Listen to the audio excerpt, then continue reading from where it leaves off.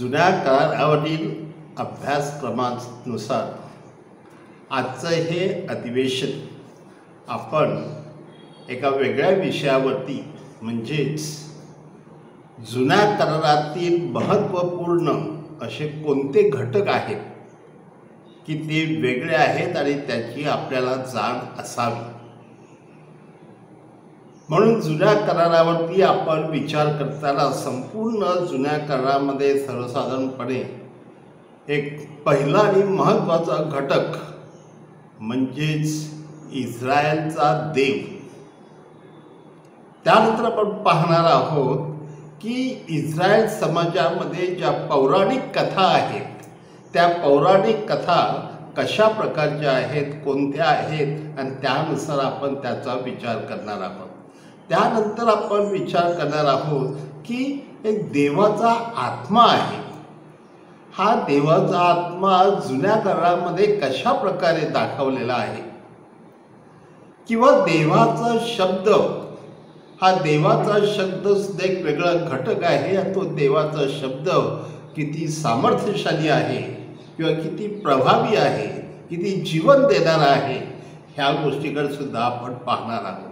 परंतु त्याबरोबरच निसर्ग जो आपण पाहतो म्हणजे देवाची निर्मिती आणि सृष्टी ह्या संदर्भामध्ये परमेश्वर निसर्ग कसा निर्माण करतो आणि माणूस ह्या देवापासून कसा आलेला आहे, तो माणूस आणि त्याचा हा समाज हा देखील एक वेगळा घटक आपण समजू शकतो।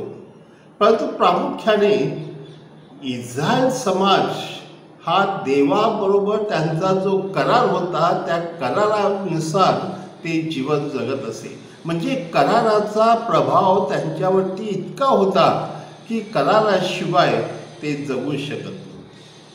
आणि म्हणून परमेश्वराने इस्रायलची निवड कशी केली आणि इस्रायल समाजामध्ये करार आणि नियमशास्त्र ह्याला काय महत्त्व आहे ह्या सगळ्या संदर्भामध्ये तिथे विचार विनिमय केलेला आहे। आता माझ्या प्रिय बंधूंनो की सर्वसाधारण आपण पाहूया पहिला घटक की इस्रायलचा देव ह्या संदर्भामध्ये परमेश्वर आपल्याला काय सांगतो। माझ्या प्रिय मित्रांनो की परमेश्वराचे ज्ञान ह्या ठिकाणी प्रकट झालेले आहे। परमेश्वर कोण आहे, परमेश्वर कसा आहे, परमेश्वराचं नाव काय आहे, परमेश्वराचं अस्तित्व कसं आहे, ह्या संदर्भामध्ये ह्या विभागामध्ये आपण थोडंसं अधिक खोलात जाण्याचा प्रयत्न करूया। कारण इस्रायल समाजामध्ये जो एक वेगळा समाज होता आणि परिसरामध्ये पसरलेलं होतं की इस्रायलचा देव हा अत्यंत प्रभावी देव आहे आणि तो सामर्थ्यशाली देव आहे असं सगळ्या ठिकाणी पसरलेलं होतं। म्हणून सर्वसाधारणपणे आपण जर इस्रायल देव ह्या दृष्टिकोनातून पाहिलं तर त्याला एल किंवा इलोहिम किंवा इलोहा अशा प्रकारचे शब्द वापरलेले आहेत आणि ह्या केवळ हा शब्द म्हणजे जवळजवळ 258 वेळेला आलेला आहे आणि ह्याचा अर्थ काय की परमेश्वर हा सर्वसमर्थ आहे किंवा सामर्थ्यशाली आहे आणि परमेश्वर हा सर्वज्ञानी आहे, त्याला सर्व काही ठाऊक आहे, तो सर्व व्यापी आहे म्हणजे सर्वत्र आहे आणि म्हणून हा परमेश्वर प्रत्यक्षपणे तो डोंगरावर राहतो असं त्यांचं एक समज होता। आणि त्या दृष्टिकोनातून माझ्या प्रिय मित्रांनो आपण जर पाहिलं की हा परमेश्वर उत्पत्तीच्या पुस्तकामध्ये अध्याय 1:26 मध्ये आपण पाहिलं की तो परमेश्वर हा माणसाला त्याच्या प्रतिरूपाचा असा निर्माण करतो। म्हणजेच परमेश्वर कसा आहे ते आपण माणसाकडे बघितल्यानंतर सर्वसाधारणपणे आपल्याला कल्पना येऊ शकते, परंतु हा माणूस जेव्हा पापाविना जीवन जगू शकतो आणि परमेश्वराच्या इच्छेप्रमाणे तो जगतो, त्यावरून त्याला आपण म्हणजे एखाद्या संतावरून आपल्याला परमेश्वराची कल्पना येते की परमेश्वर किती दयाळू आहे, क्षमाशील आहे, समंजस आहे, पवित्र आहे आणि त्यानुसार आपण परमेश्वराकडे पाहू शकतो. परंतु इस्रायल समाजामध्ये ह्या अध्याय 1:26 मध्ये आपण पाहिलं तर तिथे परमेश्वर सांगतो आहे की आपण आपल्या प्रतिरूपाचा एक माणूस निर्माण करू शकतो. आपण हा शब्द म्हणजे बहुवचनी आहे आणि बहुवचनी असल्या कारणाने परमेश्वर बहुवचनी म्हणजे परमेश्वर किती आहेत तर परमेश्वर एकच आहे. परंतु त्या तो परमेश्वर पिता, पुत्र आणि पवित्र आत्मा आहे आणि म्हणून 3 व्यक्ती आणि एकच परमेश्वर अशा प्रकारचा परमेश्वर इस्रायल समाजामध्ये होता आणि त्याला ते लोक एल किंवा इलोहा किंवा इलोहिम अशा शब्दाने ते उच्चार असत. म्हणजे प्रिय मित्रांनो, दुसरं एक शब्द आहे तो म्हणजे शद्दाय.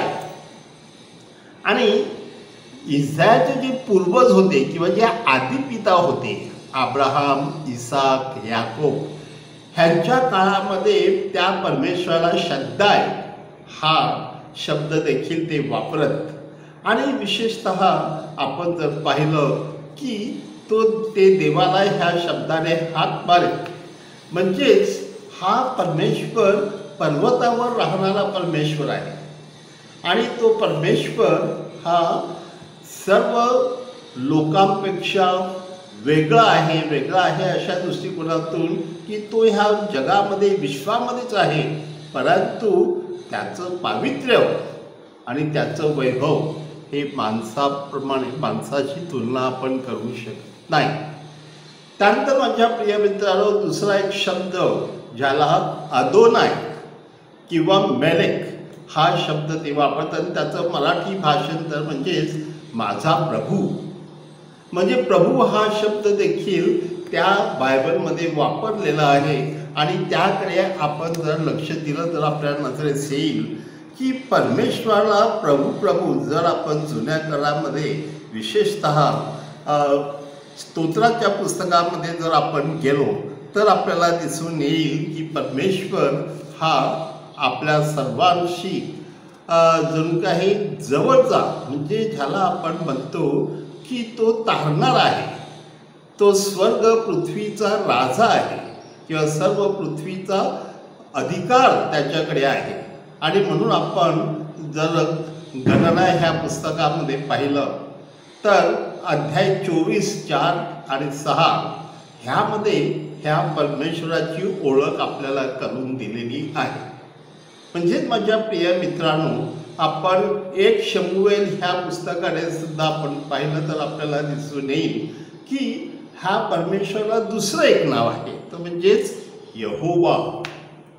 आणि हे नाव प्रसिद्ध आहे कारण हे नाव यहोवा हे नाव बायबलच्या पुस्तकामध्ये जवळजवळ 6000 वेळा आलेला आहे आणि त्याचा अर्थ म्हणजे सेनाधीश परमेश्वर.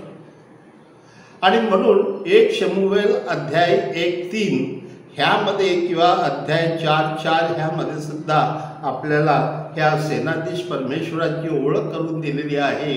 इतर अनेक वेळेला आपण पाहू शकतो कारण त्यांनी बायबल अभ्यासकांनी सांगितलेलं आहे की हा शब्द 6000 वेळा बायबलमध्ये आलेला आहे. म्हणजेच हेच परमेश्वराचं प्रमुख नाव म्हणून आपण जेव्हा यहोवा विटनेस म्हणतो त्या लोकांनी हेच नाव घेतलेलं आहे आणि परमेश्वराची ओळख आपल्याला करून दिलेली आहे. तर एकंदरीत इस्रायलचा परमेश्वर हा कसा सामर्थ्यशाली आहे, हा कसा प्रभावी आहे, हा आपल्या लोकांवर प्रेम करतो, लोकांशी एकजीव होतो आणि स्वतःच्या प्रतिमेप्रमाणे ह्या लोकांना निर्माण करतो. आणि म्हणून तो परमेश्वर हा अनेक वचनी सुद्धा आहे असं आपल्याला त्याची ओळख करून दिलेली आहे. हे थोडक्यामध्ये मी आपणास सांगू इच्छितो. परंतु परमेश्वराची विविध गुण आपल्याला ह्या जुन्या करारामध्ये दिसतील की हा परमेश्वर तसा शिस्तवान आहे, म्हणजे तो न्यायाधीश परमेश्वर आहे, तो चुकलेल्यांचा न्याय करतो आणि त्यांना शिक्षाही करतो, परंतु तो प्रेमळ आहे आणि तो परमेश्वर हा आपल्या सर्वांना सगळ्या प्रकारची दानं देणारा परमेश्वर आहे. कारण त्याने जणू काय पारादीस बाग निर्माण केलेली आहे आणि त्या पारादीस बागेमध्ये माणसाला वैभव दिलेलं आहे. माझ्या प्रिय मित्रांनो, आता आपण दुसऱ्या घटकाकडे वळूया की दुसरा घटक म्हणजे त्या काळामध्ये ज्या पौराणिक कथा होत्या आणि म्हणजे जुन्या करारातील कथा, ह्या कथांकडे जर आपण पाहिलं तर आपल्याला एक गोष्ट दिसून येईल की मेसोपोटामिया ह्या प्रदेशामध्ये ज्या लोकांच्या कथा होत्या, ह्या लोकांच्या कथा त्या ऋषिकुलातून देवाच्या कथा आहेत असं ऑलरेडी लोकांना वाटत होतं. कारण त्या ठिकाणी माझ्या प्रिय मित्रांनो आपल्याला स्त्रीची निर्मिती दाखवलेली ही गोष्ट समजा की परमेश्वर एक मातीचा माणूस निर्माण करतो आणि त्याच्यामध्ये फुंकर घालतो आणि नंतर त्या माणसाला एक दिवस तो झोपी घालतो आणि नंतर त्याच्या फासळीतून एक फासळी काढतो आणि त्याची स्त्री बनवतो. म्हणजे ही जी कथा आहे ही पौराणिक कथा आहे, पण तीच कदाचित त्या काळच्या लोकांमध्ये तोंडी परंपरेनुसार प्रसिद्ध होती आणि कदाचित लेखकाने जेव्हा ती बायबलमध्ये घेतली तेव्हा तीच कथा इथे वापरलेली आहे असं आपल्याला दिसून येईल. आणि म्हणून माझ्या प्रिय मित्रांनो दुसरी एक महत्त्वाची गोष्ट की बायबलमध्ये आपल्याला सांगितलेलं आहे की त्या स्त्रीला जेव्हा तिने पाप केलं जणू काय तिला प्रसूतीच्या वेदना होतील. आता स्त्रीला प्रसूतीच्या वेदना होत असताना जणू काय तिला जे दुःखी अनुभव येत होते किंवा जी ज्याला आपण म्हणतो की फार कष्टमय असं जीवन जगावं लागत होतं आणि म्हणून ती प्रसूतीची वेदने संदर्भामध्ये जी गोष्ट त्या काळामध्ये ही मेसोपोटेमिया येथे लोकांमध्ये परिचित होती तीच कथा घेऊन त्यांनी बायबलमध्ये दाखवलेली आहे आणि त्याचा अर्थ मात्र बायबलच्या संदर्भामध्ये लावलेला आहे असं आपल्याला दिसतं. त्यानंतर माझ्या प्रिय बंधूंनो की परमेश्वर हा प्रकट होतो आणि त्यामुळे निर्मितीच्या वेळेला जे प्रकटीकरण झालं त्यामध्ये सुद्धा आपल्याला ठाऊक आहे की देव प्रकट झालेला आहे, परंतु कदाचित काही इतिहास हरवला देखील असेल. परंतु जेव्हा आपण पाहतो की प्रभू परमेश्वर हा निर्मितीच्या काळामध्ये अब्राहमला निर्माण करतो आणि माझ्या प्रिय मित्रांनो अब्राहमपासून आपल्याला इतिहास ठाऊक आहे.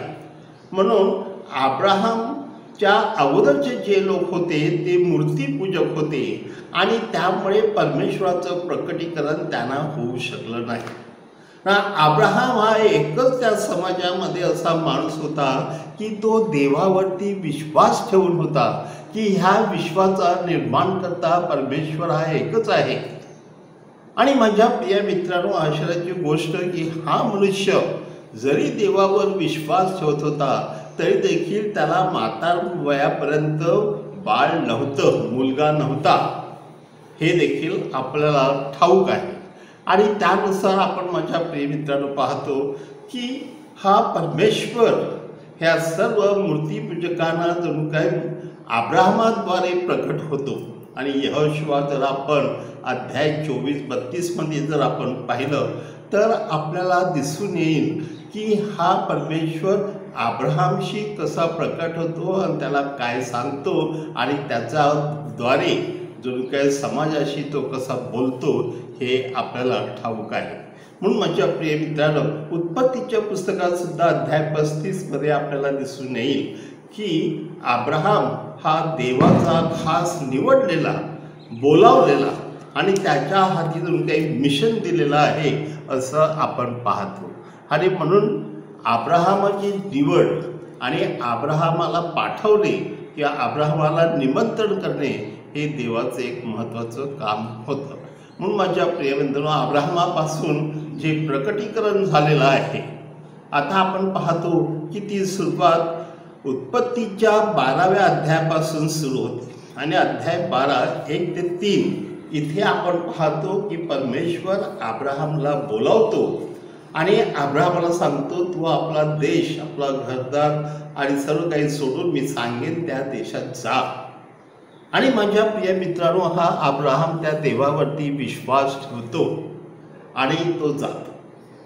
म्हणजे हाच अब्राहम आणि त्याचा मुलगा नंतर इसहाक, याकोब आणि त्यानंतरच्या पिढी किंवा योसेफ ही सगळी जी मंडळी आहे हे त्या देवाशी एकनिष्ठ आहेत. म्हणून आपण पाहतो की अब्राहम चुकून ही मूर्तीपूजा करत नाही. त्याला सुद्धा जेव्हा जाणवते की माझ्या मुलाला मुलगी शोधायची आहे, तेव्हा तो स्वतः आपल्या दासाला पाठवून सांगतो की अमुक गावामध्ये, अमुक घरी, अमुक मुलगीशी तुम्ही संपर्क साधा आणि माझ्या मुलासाठी करा, अशासाठी की कोणतीही मूर्तीपूजक मुलगी येऊन तिने नंतर माझ्या मुलाला बिघडवू नये. आणि ही जी संकल्पना आहे ह्यावरून सुद्धा आपण पाहतो की परमेश्वर हा ह्या लोकांशी एकनिष्ठ आहे. माझ्या प्रिय मित्रांनो, इथे आपण सुद्धा पुढे पाहतो की परमेश्वर मोशेला प्रकट होतो आणि तिथे आपण निर्गम पुस्तकामध्ये जात आहोत आणि निर्गम पुस्तकामध्ये जेव्हा आपण अध्याय 3 पाहतो, त्या 3 मध्ये आपल्याला 3:6 मध्ये मोशेला परमेश्वर प्रकट होतो आणि तो सुद्धा अग्नीच्या रूपात. ती ज्याला आपण म्हणतो बुश किंवा झुडूप, त्या झुडपामध्ये अग्नी त्याला दिसतो, परंतु पेटत नाही असं त्याला दिसतं. आणि त्यावेळेला परमेश्वर त्याला बोलावतो आणि त्याला एका विशिष्ट गोष्टीची आठवण करतो. माझ्या प्रिय मित्रांनो, इथे आपल्याला दिसून येतं परमेश्वर हा कसा जिवंत परमेश्वर आहे. तो ऐकतो, तो पाहतो, तो बोलतो आणि विशेष करून त्याला जाणवतं. आणि म्हणून तो सांगतो की तुमच्या लोकांचे हाल मी पाहिले आहेत, त्यांचे आकांत मी ऐकले आहे आणि त्यानुसार त्याला मुक्त करण्यासाठी मी तुला मोशेला त्या ठिकाणी पाठवत आहे, तर तू जा. म्हणजे ह्या परमेश्वराला इस्रायल लोकांची कळकळ आहे, त्यांच्यावर प्रेम आहे आणि त्यांना ह्या जाचातून मुक्त करण्यासाठी तो एक नेता पाठवतो आणि तो त्याच्याबरोबर सतत राहतो आणि त्याच्याद्वारे एक फार मोठी अशी क्रांतिकारक, अहिंसक क्रांती तिथं करतो आणि त्यानुसार इस्रायल लोकांना मुक्त करतो. तर ही मोशेची सुद्धा गोष्ट आहे, त्याकडे आपण पाहणार आहोत. परंतु ह्या सगळ्या संदर्भामध्ये आपल्याला दिसून येईल की हा परमेश्वर निर्माणकर्ता सुद्धा आहे आणि तो तारणकर्ता सुद्धा आहे. म्हणजेच ह्या तारणाच्या गोष्टीवरून जो इस्रायल लोकांना अनुभव आला, त्यानुसार त्याने शोधून काढलं की हा परमेश्वर एवढा महान आहे की तो निर्माणकर्ता सुद्धा आहे आणि तो एका शब्दाने, कोणत्याही वस्तूचा वापर न करता स्वतःच्या शब्दाच्या सामर्थ्याने हे संपूर्ण विश्व, एक सुंदर विश्व तो घडवू शकतो. म्हणून माझ्या प्रिय मित्रांनो, ह्या ठिकाणी आपण पाहत आहोत की परमेश्वर हा किती महान देव आहे. आणि म्हणून माझ्या प्रिय मित्रांनो, आता आपण थोडंसं संदेष्टाच्या काळामध्ये पाहूया की संदेष्टाच्या काळामध्ये लोकांना देवाची काय कल्पना होती. आणि ह्या ठिकाणी सुद्धा आपल्याला दिसून येईल की जेव्हा मोशेला देव सांगतो, जेव्हा मोशे विचारतो तू कोण आहे, तर तो सांगतो मी तुझा अब्राहमचा, इसाक आणि याकोबचा देव आहे. मग तो विचारतो तुझं नाव काय, मग तो सांगतो मी आहे तो आहे आणि हेच माझं नाव असेल. आणि माझ्या प्रिय मित्रांनो, तेव्हापासून संदेशाच्या काळापर्यंत जणू काय हा संदेश लोकांपर्यंत गेला होता आणि तोपर्यंत त्याला एकच ठाऊक होतं, परमेश्वराचं नाव म्हणजेच मी आहे तो आहे. आणि माझ्या प्रिय मित्रांनो, ह्यावरून त्याच्या आणि परमेश्वराच्या निर्मितीवरून ते शक्तिशाली सामर्थ्यशाली आहे आणि म्हणून हा इस्रायलचा देव हा खऱ्या अर्थाने सर्व देवांचा देव किंवा ईश्वरांचा ईश्वर म्हणजे परमेश्वर, आणि म्हणून त्याला यहोवा हे नाव पडलेलं आहे. आणि म्हणून माझ्या प्रिय मित्रांनो, एक राजे आपण ह्या पुस्तकाकडे जर आपण पाहिलं तर 18व्या अध्यायामध्ये सुद्धा 22 ते 30 ह्याच्यामध्ये ह्या देवाच्या नावाची संकल्पना आपल्याला स्पष्ट करून दिलेली आहे आणि तो कसा सर्वश्रेष्ठ देव आहे हे आपल्याला तिथे कळेल. माझ्या प्रिय मित्रांनो, विशेषतः 8व्या शतकामध्ये ह्या इस्रायल लोकांनी बराचसा अनुभव घेतलेला आहे. हे त्याला स्वतः ठाऊक झालेलं आहे की परमेश्वराने आपल्याला मुक्त केलेलं आहे, त्या परमेश्वराने आपल्याला खायला प्यायला दिलेलं आहे. जिथे वाळवंटात जात असताना आपल्याला परमेश्वराने त्या विशेषतः जे सूर्याच्या प्रकाशातून आपल्याला जणू काही थंडावा निर्माण करण्यासाठी त्याने आकाशामध्ये ढग निर्माण केलेले आहेत. ह्या सगळ्या गोष्टीवरून त्यांना असा एक अनुभव आलेला आहे की हा परमेश्वर प्रेमळ आहे, तो सगळ्या गोष्टी पुरवणारा असा परमेश्वर आहे, तो सहनशील आहे, तो प्रेमळ आहे, तो तारणकर्ता आहे. आणि विशेषतः जर तो आपण थोडंसं पुढे गेलो तर यहेजकेलच्या पुस्तकामध्ये विशेषतः अध्याय 24 ते 26 ह्याच्यामध्ये हा परमेश्वर म्हणजेच आपला अत्यंत जवळचा दाखवलेला आहे.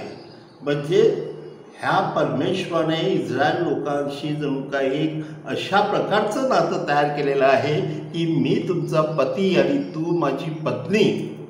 इस्रायल ही परमेश्वराची पत्नी इतकं हृदयाचं जणू काही नातं निर्माण केलेलं आहे.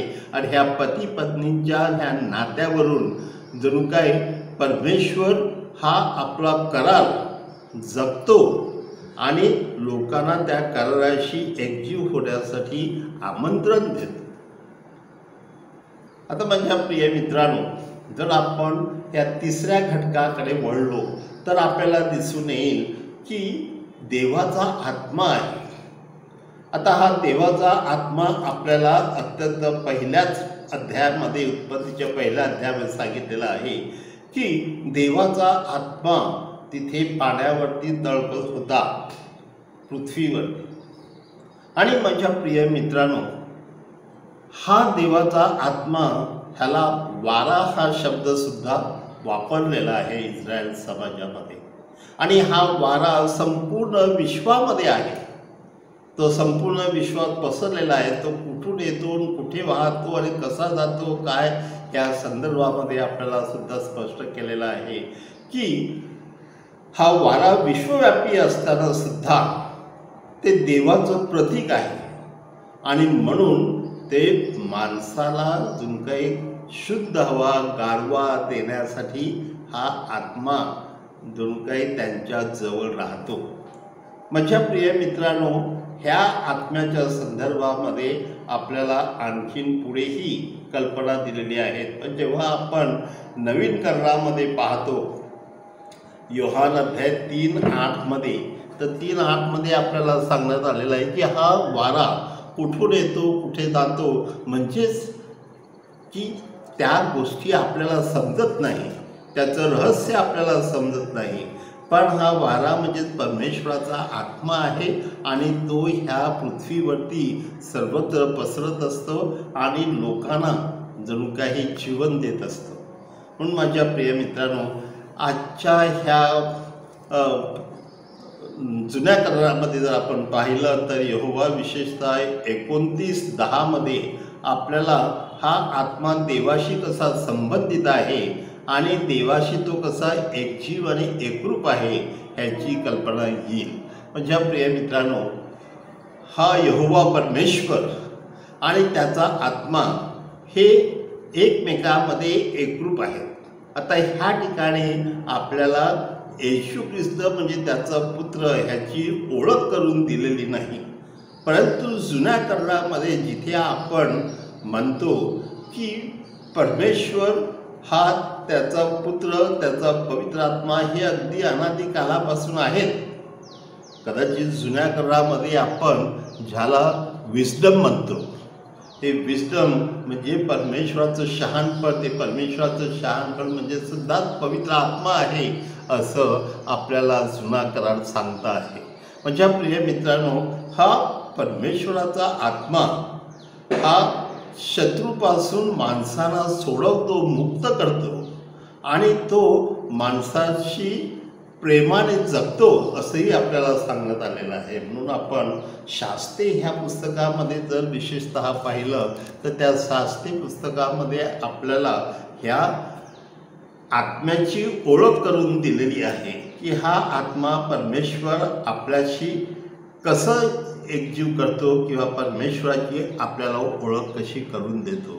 म्हणजे परमेश्वरापासून हा आत्मा वेगळा नाही, तो परमेश्वरामध्येच आहे आणि तो परमेश्वराचं जीवन आपल्याला देत असतो आणि तो परमेश्वराच्या इच्छेविना दुसरं काही करत नाही, कारण त्याची इच्छा हीच परमेश्वर पित्याची इच्छा आहे.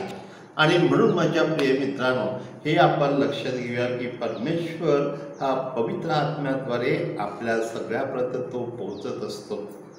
माझ्या प्रिय मित्रांनो, आता आपण ह्या विशेषतः चौथ्या ज्याला घटक आहे त्याकडे बोलूया की हा परमेश्वराचा जो शब्द आहे, तो परमेश्वराच्या शब्दाविषयी आपल्याला काय सांगण्यात आलेलं आहे की प्रभू परमेश्वर हा त्याचा शब्द बोलतो, एक शब्द बोलतो. आणि आपल्याला विशेषतः योहानाच्या पुस्तकामध्ये पहिल्याच अध्यायामध्ये सुरुवातीला सांगण्यात आलेलं आहे की प्रारंभी शब्द होता, म्हणजेच परमेश्वराचा शब्द हाच परमेश्वर होता. आणि म्हणून माझ्या प्रिय मित्रांनो की त्या शब्दाची आपल्याला ओळख करून दिलेली आहे की तो शब्द किती सामर्थ्यशाली आहे, की तो शब्द निर्मिती करतो. हा शब्द नंतर हळूहळू लोकांना किंवा ज्यांना परमेश्वर पाचारण करतो त्यांच्याशी संबंधित आहे. तो बोलतो आणि लोक देवाकडे वळतात. त्यानंतर आपण पाहतो की हाच देवाचा शब्द आनंद आणि उल्हास देतो, कारण त्या शब्दामुळे माणसाच्या जीवनामध्ये चैतन्य निर्माण होते. मनुष्य आशावादी बनतो, मनुष्य विश्वासू बनतो, मनुष्य प्रेमळ बनतो. आणि म्हणून माझ्या प्रियवंतनो की हा देवाचा शब्द इतका सामर्थ्यशाली आहे की तो एखादा शब्द, एखादा वृक्ष सुद्धा मुळासकट उपटून काढू शकतो. आणि हे आपल्याला विशेषतः इर्मयाच्या पुस्तकामध्ये अध्याय 1:9 ते 10 ह्यामध्ये सुद्धा दिलेला आहे. आणि विशेषतः तो कृतिशील आहे देवाचा शब्द.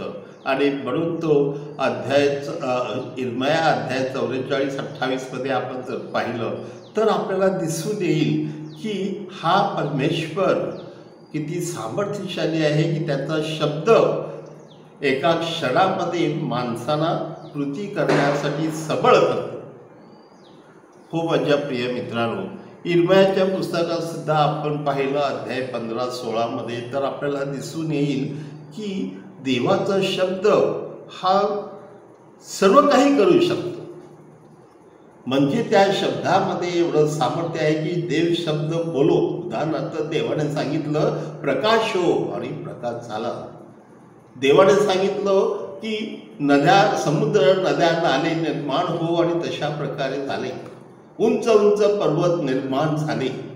माझ्या प्रिय बंधनो, ह्या विश्वाची कक्षा आपण जर पाहिली तर आपल्याला दिसून येईल की हे सारं विश्व परमेश्वराने जणू काही एका शब्दाने निर्माण केलेलं आहे. हो माझ्या प्रियबंधनो, तो देवाचा शब्द किती पॉवरफुल आहे, देवाचा शब्द किती आशावादी आहे, किती जीवन देणारा आहे आणि माणसाच्या जीवनामध्ये परिवर्तन करणारा कसा हा शब्द आहे हे आपण बायबलच्या पानापानातून वाचू शकतो आणि पाहू शकतो. कारण त्यामुळे हजारो लोक बदललेले आहेत आणि ते जणू काही लोकांना प्रेरणा झालेली आहेत.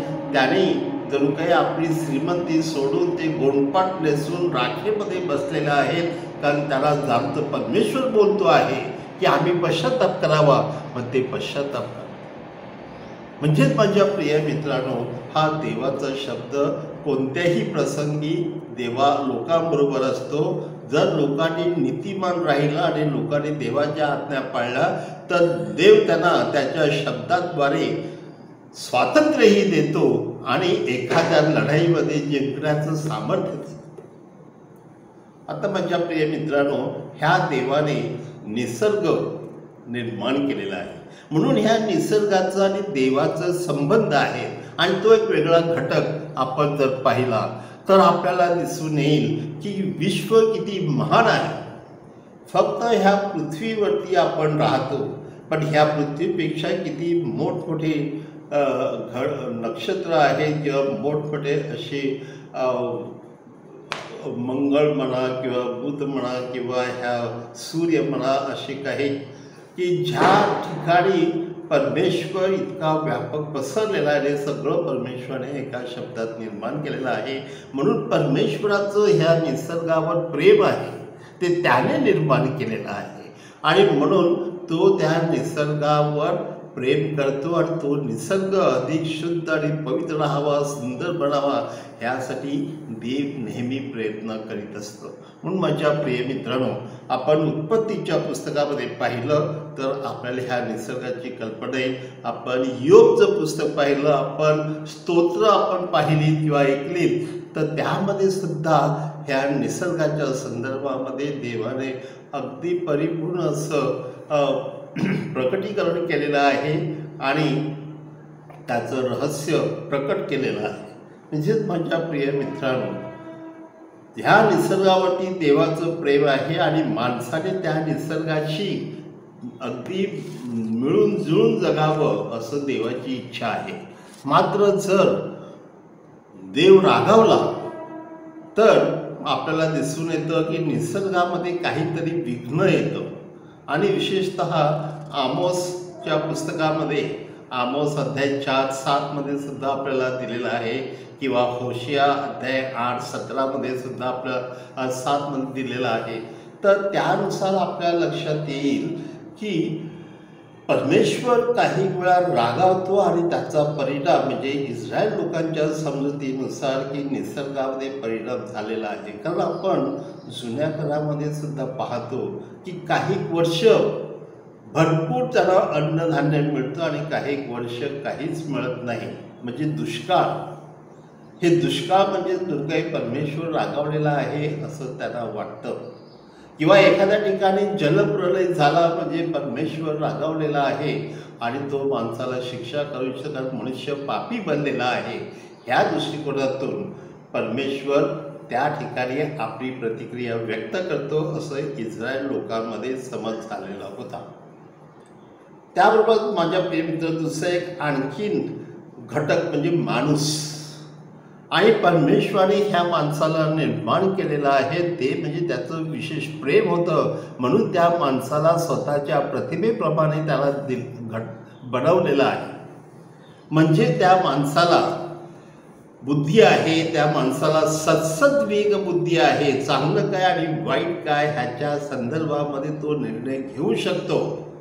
म्हणजे ह्या माणसाला थोडीशी कल्पना करू शकतो आणि तो इतरांच्या सहकार्याने विश्वामध्ये वाढ करू शकतो. ह्या विश्वामध्ये बरीच जी संपत्ती आहे त्याचा उपयोग करून तो आणखीन ह्या विश्वाला सुंदर आणि भव्य बनवू शकतो. म्हणजे परमेश्वराने ह्या माणसामध्ये अनेक देणग्या दिलेल्या आहेत, पवित्र आत्म्याच्या देणग्या दिलेल्या आहेत आणि त्यामुळे हा माणूस म्हणजे केवळ माती नाही. जसं आपल्याला सांगितलेलं आहे की परमेश्वराने मातीचा पुतळा बनवला, त्याच्यामध्ये फुंकर घातली म्हणजे आत्मा घातला. म्हणजे तो आत्मा हा काय आहे, कसा आहे, त्यामुळे मनुष्य बुद्धी कसं चालवू शकतो, त्या माणसामध्ये निरनिराळ्या चांगलं काय आणि वाईट काय हे पाहण्याची जी शक्ती आहे, सद्सद्विवेक बुद्धी आहे, त्यानुसार तो जगामध्ये किती चांगल्या गोष्टी करू शकतो आणि देवाला सहकार्य करू शकतो. ह्या संदर्भात सुद्धा आपल्याला तिथे संकल्पना दिलेली आहे. म्हणजे माझ्या प्रिय मित्रांनो, माणसावर त्याचं विशेष प्रेम आहे. त्या माणसाशी तो करार करतो. त्याने निसर्गातल्या कोणत्या गोष्टीबरोबर करार केला नाही, फक्त तो माणसाबरोबर करार करतो.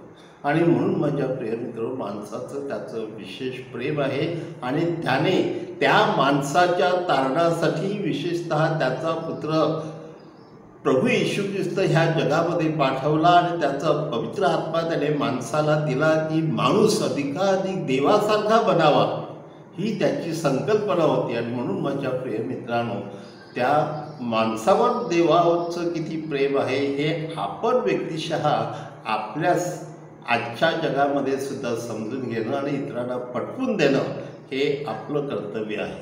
आणि म्हणून माणसाने माणसासारखं जगावं, त्याने निसर्गावरती अन्याय अत्याचार करू नये.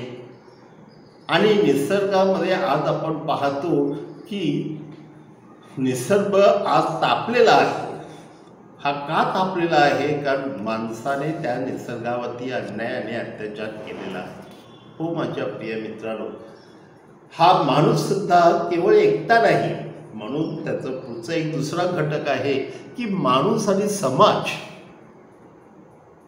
परमेश्वराने केवळ माणूस निर्माण केला म्हणजे काय की त्याने सगळी माणसं निर्माण केली. आदाम आणि एवा हे त्याचं फक्त एक प्रतीक आहे. पण या जगातली सगळी माणसं आणि विशेषतः त्यांना देखील प्रजोत्पत्ती करता यावी म्हणून त्याने पती आणि पत्नी किंवा स्त्री आणि पुरुष असे निर्माण केलेले आहे. आणि त्यानुसार आपण पाहतो की ह्या जगामध्ये हा समाज विशेषतः देवाने केवळ एक माणूस निवडला नाही, केवळ मोशेला निवडला नाही, तर मोशेद्वारे संपूर्ण इस्रायल समाज निर्माण केला. आणि आपण सगळे समाजाशी संलग्न आहोत आणि त्या समाजाशी आपलं काहीतरी देणं घेणं आहे. कारण परमेश्वर माणसाचं तारण हा सामाजिकरित्या करतो. तो एकट्या दुकट्याचं असं तारण करत नाही. तर म्हणून आपण समाजामध्ये, ज्याला आपण कम्युनिटीज म्हणतो, ज्याला आपण मुलगामी समाज म्हणतो, आपला गाव म्हणतो, आपलं पॅरिश म्हणतो, आपलं हे जग म्हणतो, हे सगळं एक समाज आहे, ख्रिस्ती समाज आहे. आणि म्हणून माझ्या प्रिय मित्रांनो, त्या समाजाशी आपण प्रेमाने राहावं म्हणून येशू ख्रिस्त किंवा परमेश्वर आपल्याला आज्ञा करतो की जशी तुम्ही स्वतःवर तशी इतरावर म्हणजे शेजाऱ्यावर प्रीती करा. हो माझ्या प्रिय मित्रांनो, ही आज्ञा आपण पाळली तरच आपण परमेश्वराची प्रीती व्यक्त करू शकतो आणि त्याद्वारे परमेश्वराशी नातं जोडू शकतो. म्हणून माझ्या प्रिय मित्रांनो, मोशेला देखील परमेश्वराने सांगितलेलं होतं आणि त्यानुसार सुद्धा आपण पाहतो की निर्गमच्या पुस्तकामध्ये अध्याय 24 मध्ये की त्याने सुद्धा एक 70 लोक निर्माण केले, वडील लोक निर्माण केले आणि त्यांना एखाद्या गोष्टीवर निर्णय घेण्याचा अधिकार दिला. म्हणजेच जे काय होतं समाजामध्ये, तो समाज तारणासाठी ह्या 70 लोकांची गरज होती. आणि म्हणून त्याने त्यांच्याद्वारे जणू काही परमेश्वर बोलतो आणि तारण करतो किंवा परमेश्वर न्याय करतो असं आपल्याला दाखवलेलं आहे. माझ्या प्रिय बंधूंनो, दावीदने सुद्धा की ह्या वडील मंडळी जी होती त्या वडील मंडळींचा स्वीकार केला होता आणि त्या लोकांनी दावीद हा राजा म्हणून सुद्धा त्याला स्वीकारलेलं होतं. म्हणजे अशा प्रकारे समाज हा एखाद्या व्यक्तीला उंच करू शकतो जर तो देवाशी आज्ञाधारक असेल तर. आणि म्हणून दावीदाला सुद्धा लोकांनी उचलून धरलं कारण देवाशी तो अत्यंत प्रामाणिक होता. हो माझ्या प्रिय मित्रांनो, अशा प्रकारे आपण विशेषतः शमूएलच्या दुसऱ्या पुस्तकामध्ये अध्याय 5 मध्ये पाहिलं तर हा सगळे लोक हे शमूएलच्या बरोबर आहेत हे दिसून येईल.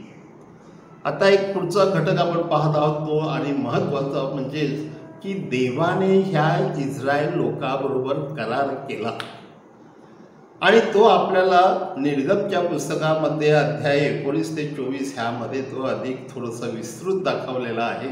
म्हणजे ज्या 10 आज्ञा, त्या 10 आज्ञेच्या संदर्भामध्ये थोडंसं अधिक स्पष्टीकरण, परंतु नंतर आपल्याला दिसून येईल की निर्गमच्या पुस्तकामध्ये त्यानंतर लेवीय पुस्तकामध्ये किंवा थोडंसं अधिक अनुवादित पुस्तकामध्ये ह्याचं अधिक स्पष्टीकरण झालेलं आहे. तर देव इस्रायल लोकांबरोबर करार करतो की तुम्ही माझे लोक आणि मी तुमचा परमेश्वर. हे विशेषतः निर्गम अध्याय 6:27 मध्ये आपल्याला आपण वाचतो की देवाने इस्रायल लोकांबरोबर करार केला. तो करार हाच, म्हणजेच तुम्ही माझ्या आज्ञेत राहावे आणि माझी स्तुती करावी आणि माझ्याशिवाय दुसरा देव तुम्हाला नसावा आणि मी देव ह्या नात्याने तुमचं संरक्षण करीन, तुम्हाला सगळ्या गोष्टी पुरवीन आणि तुम्ही आणि मी आपण प्रेमाने एकत्र राहू शकतो. हा त्या कराराचा, म्हणजेच देव मेंढपाळ आहे आणि समाज इस्रायल ही मेंढरं आहे, किंवा देव हा वर आहे आणि संपूर्ण इस्रायल समाज ही वधू आहे. हे नातं, हे करार जुळवण्याचा प्रयत्न करतो की इस्रायल हा राजा आहे, परमेश्वर हा राजा आहे आणि इस्रायल ही त्याची प्रजा आहे. म्हणजे माझ्या प्रिय बंधूंनो, इथे राजा आणि प्रजा किंवा वर आणि वधू किंवा मेंढपाळ आणि मेंढरं हे जे नातं आपल्याला दाखवलेलं आहे हे जणू काही कराराशी एकनिष्ठ आहे, संबंधित आहे. आणि आजही आपण ते पाळलं पाहिजे की परमेश्वर आपला मेंढपाळ आहे. आपण ते नेहमी गीत गात असतोच, पण त्याबरोबरच परमेश्वर हा माझा वर आहे, मी त्या परमेश्वराची वधू आहे आणि मी त्या परमेश्वराला आयुष्यामध्ये कधीही दुरावा देऊ शकत नाही. अशी जर भूमिका आपण घेतली तर माझ्या प्रिय मित्रांनो, आपण नक्कीच त्या देवाशी एकनिष्ठ राहू शकतो. आणि ह्या ठिकाणी आपण असंही पाहू शकतो की परमेश्वराने इस्रायल लोकांची निवड केलेली आहे आणि तो देव त्या इस्रायल लोकांवर प्रेम करतो. असे एक विशिष्ट आपल्याला ज्याला आपण म्हणतो की एक वेगळं घटक इथे दिलेला आहे. आणि त्या दृष्टीने आपण पाहतो की अनुवादच्या पुस्तकामध्ये अध्याय 4:37 पासून पुढे जर आपण पाहिलं तर हा देव इस्रायल लोकांना कसं निवडतो आणि कशासाठी निवडतो. कारण तो त्यांना सांगतो, त्यांना एक प्रेमाचं दान देतो की तुमच्यापासून एक वेगळं राष्ट्र निर्माण करीन. हे वेगळं राष्ट्र म्हणजे काय, सगळ्या मूर्तीपूजकापासून वेगळं. आणि एक राष्ट्र म्हणजे तुम्हाला स्वतःचं अस्तित्व देईन. कारण ही इस्रायल लोक म्हणजे भटक्या समाजातील होते, त्यांना स्वतःचं अस्तित्व नव्हतं, त्यांना स्वतःचा देश नव्हता, त्यांना स्वतःच्या देशाचे नागरिक बनता येत नव्हतं. परंतु परमेश्वर त्यांना देश देतो आणि त्यांना त्याद्वारे अस्तित्व देतो. म्हणून आपण ह्या इस्रायल लोकांना परमेश्वर जेव्हा निवडतो तेव्हा त्याकडे ह्या अर्थाने आपण पाहिलं पाहिजे. आणि इस्रायल लोकसुद्धा परमेश्वराच्या ह्या गोष्टीला प्रतिसाद देण्यासाठी त्याचं आज्ञापालन करतात. आणि अनुवाद अध्याय 4:39-40 मध्ये सुद्धा आपल्याला सांगण्यात आलेलं आहे की इस्रायल लोक देवाला वचन देतात की आम्ही तुझ्याशी एकनिष्ठ राहू आणि तुझ्या आज्ञेचं पालन करू. असं सामुदायिकपणे ते देवाला वचन देतात आणि हे अत्यंत महत्त्वाचं आहे.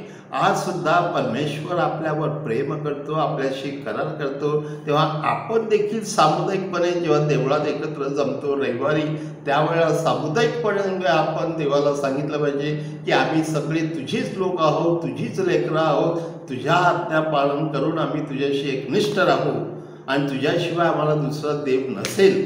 हे प्रत्येकाने एकत्रपणे सांगितलं पाहिजे. आणि शेवटी माझ्या प्रिय मित्रांनो, हा जो करार आहे त्या कराराला नियमशास्त्र आहे. का देव हा एकटा आहे, तो त्याचं वचन कधीही विसरत नाही, तो कधी आपल्या आज्ञेचं स्वतःचं शब्द मोडत नाही. परंतु माणसासाठी की माणूस विसरतो, म्हणून देवाने त्याला नियमशास्त्र दिलेलं आहे की हा नियमशास्त्र तुझ्या अंतःकरणामध्ये ठेव आणि त्यानुसार वागावं. म्हणून परमेश्वराने आपल्याला विशेषतः निर्गम पुस्तकामध्ये अध्याय 20:1-17 हा जो भाग आहे त्याद्वारे आपल्याला जणू काय आठवण करून दिलेली आहे. आणि म्हणून त्या कराराचा हा जो कराराचा ग्रंथ आहे त्यामध्ये आपण विशेषतः की परमेश्वराची उपासना कशी करावी हे सुद्धा आपल्याला त्याचे नियम दिलेले आहेत लेवीय पुस्तकामध्ये. आणि म्हणून त्या लेवीय पुस्तकामध्ये अध्याय विशेषतः 17 आपण पाहिलं तर आपल्याला दिसून येईल की ती उपासना आपण कशी करावी. आणि विशेषतः ज्याला आपण म्हणतो की उपासना ही आपण आत्म्यामध्ये आणि सत्यामध्ये करावी, आणि त्याचा अर्थ काय हे सुद्धा आपण समजून घेतलं पाहिजे. म्हणून माझ्या प्रियबंधूंनो, हे सारे जे घटक आहेत हे इस्रायल समाजाचे घटक हे जुन्या कराराशी संबंधित आहेत. म्हणून जुन्या कराराला एक विशेष महत्त्व आहे केवळ ह्या घटकामुळे, कारण हे घटक तुम्हाला दुसऱ्या कोणत्या समाजात सापडत नाहीत. ते फक्त इस्रायल, कारण देवाने इस्रायल लोकांबरोबर करार केला होता आणि इस्रायल लोकांसह देवाला आपलं मानलं होतं आणि त्याद्वारे जीवनामध्ये खूप मोठं यश त्यांना लाभलेलं होतं. आणि परिसरातील सगळ्या लोकांना ठाऊक होतं की इस्रायलचा देव हा सगळ्यात सामर्थ्यशाली आहे आणि देव त्यांच्याबरोबर असेल तर ते लढाई जिंकतातच असं त्याला ठाऊक होतं. म्हणून आज आपण देखील त्या परमेश्वराशी एकनिष्ठ राहिलं पाहिजे आणि परमेश्वराचं सामर्थ्य आपल्याला मिळेल आणि आपलं देखील उत्कर्ष होऊ शकेल असं जुना करार आपल्याला आजही सांगत आहे.